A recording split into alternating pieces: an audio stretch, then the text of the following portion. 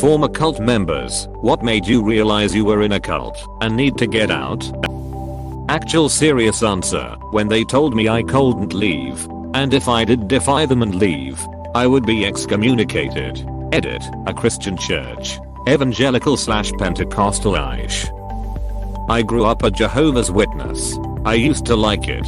It was all I knew. I watched a documentary about Jonestown and a few TED Talks about cults, and I found a lot of similarities with my own religion.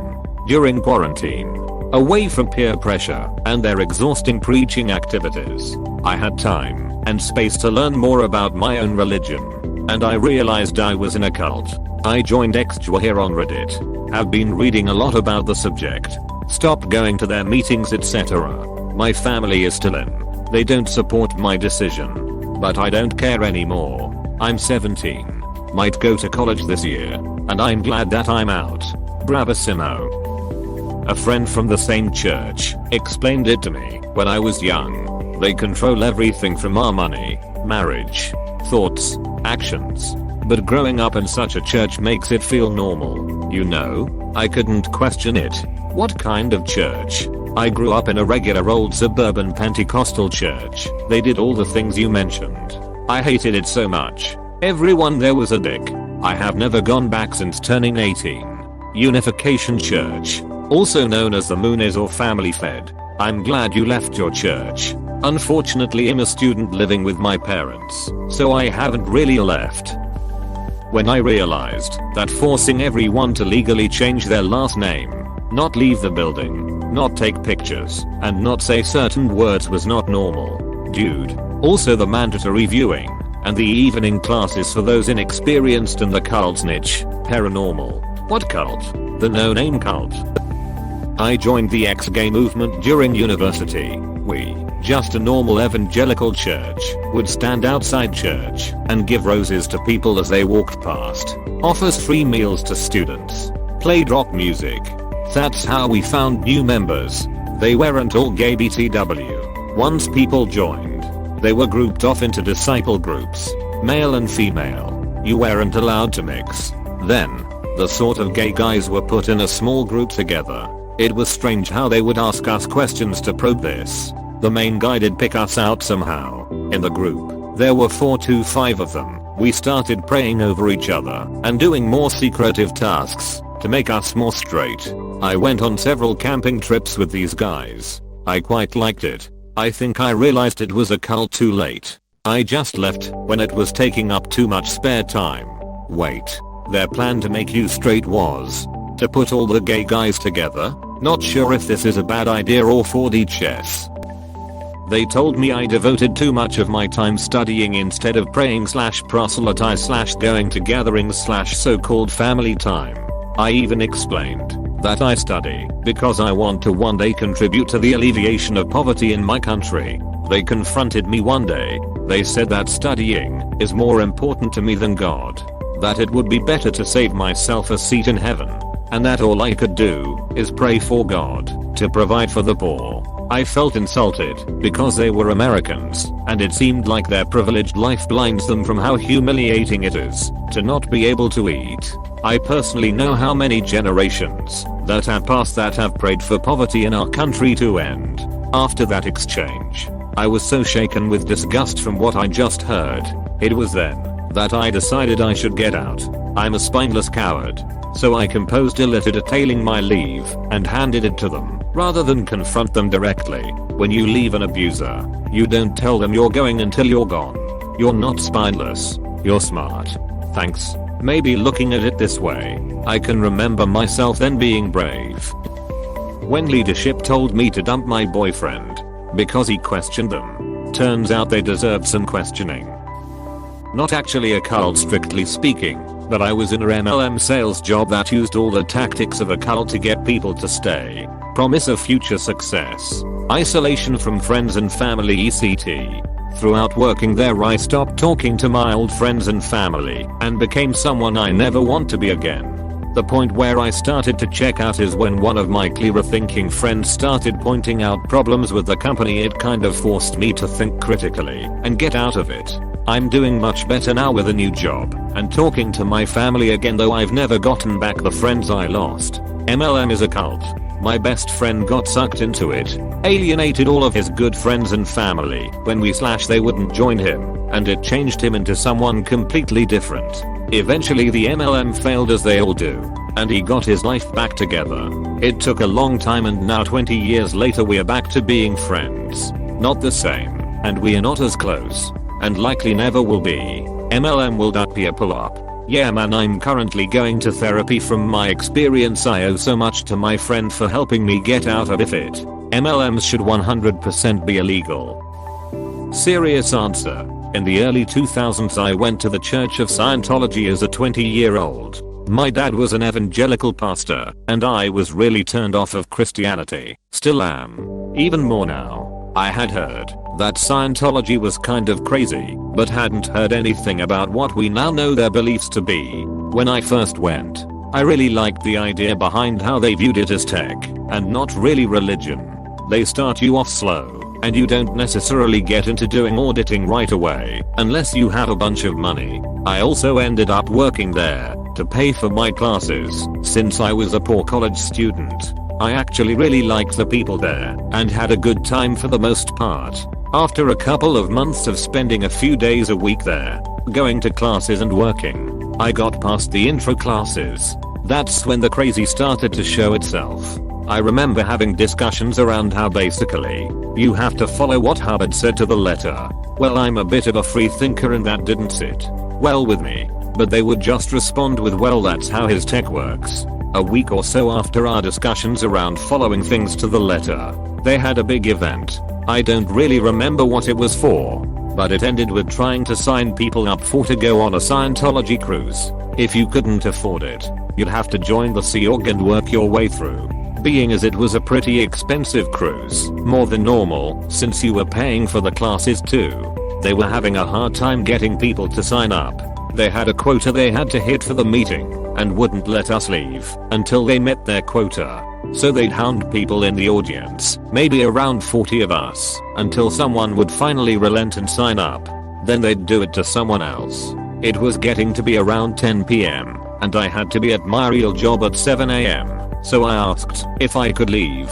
They said no, just wait until they finish signing people up. Well, it kept getting later, and I kept asking. Finally, after another 45 minutes, I tried to walk out. They physically barred me from leaving. Oh, and not to mention, this entire time they were trying to get me to drop out of school to go. The program I was in had a 2-year waiting period, and if I left it would be quite a while before I would be able to get back in. By the time they let us go home, I hated every person in that place. The people I was starting to like were the ones telling me to drop out of school. I never went back. They called and called begging me to come and talk to them. I finally ended up talking to who had been my favorite person there, and explained how upset I was that they were asking me to drop out of school, etc. They just doubled down and kept trying to get me to come into the church. At this point I knew if I went back they probably wouldn't let me leave. So I never went back. Told them never to call me. I've gotten mailers from them over the years still, and they'll find my phone number and start to call. Well, a couple of years ago I had finally had enough of the calls, as they would call almost as much as the car warranty scams are now. I had already told them nicely to stop calling, but one day I lost my shit on someone. I went ballistic on the phone. I don't remember what exactly I said, but they haven't called me since, and I haven't gotten anything in the mail. People like that have no respect for personal boundaries. It's shameful. Close saint I got was when it was 2015, and I was part of the FPH sub on an older account. Basically a culmination of being in a bad part of my life. No job after law school graduation with tons of debt. Girlfriend dumped me, and I had to move back home with my parents in an active adult community, which made me depressed. But I was physically fit at the time, and that was all I felt I had going for me. Anyway, I didn't realize I needed to get out until the admins banned the sub. It was like a light switch, and I decided to stop being in a Harleen get over myself pity party. FPH, an old hate subreddit named Fat People Hate. A red flag went up immediately when our leader summoned me to his office and told me that his jism contains divine energy that will prevent cancer in anyone who swallows it. Strange. Looking back in hindsight, I think I have been in 3 cults, and in all 3 the exact same thing happened. Increasing emphasis on never questioning the cult leadership, equating disagreeing with them with disagreeing with God. I think my friend finally realized when I screamed at her crying on the phone and hung up on her. I know none of you here know me, but that is not anywhere near my usual behavior.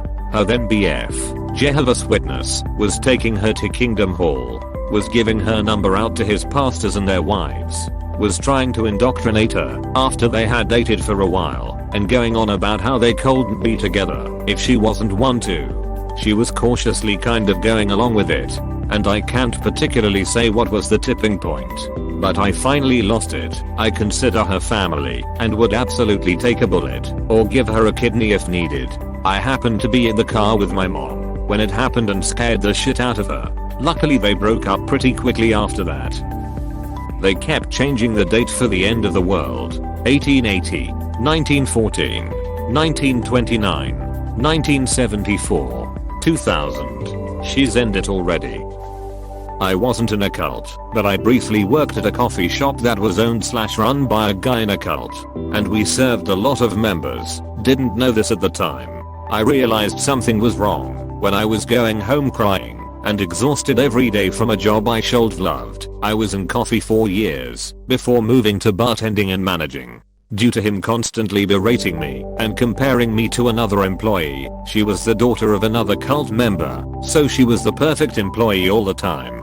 Then one day we had to sign these waivers saying we would be emotionally honest at work, basically be truthful and say whatever was on our minds, etc. Weird, but okay. The owner used this as his reasoning for telling me he didn't trust me because I had tattoos. He found me to be untrustworthy because of my appearance. I had a spotless resume. I was a great student, and I worked there, sometimes alone, full-time from 7 to 4 5 days a week.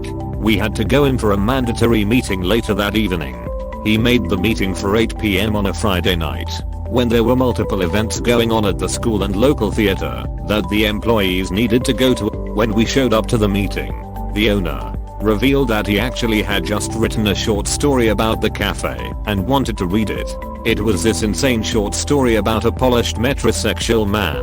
The dude was German and dressed like a stereotypical European in a movie from an American's point of view, if that makes sense, named Jack Spice, who went to the cafe and had a wonderful customer service experience. I had to stare at the floor to keep from bursting into laughter indicative of a mental breakdown. I resigned on Thanksgiving Day, which I'd initially been forced to miss with my family in order to keep my job, and left him to deal with Black Friday alone.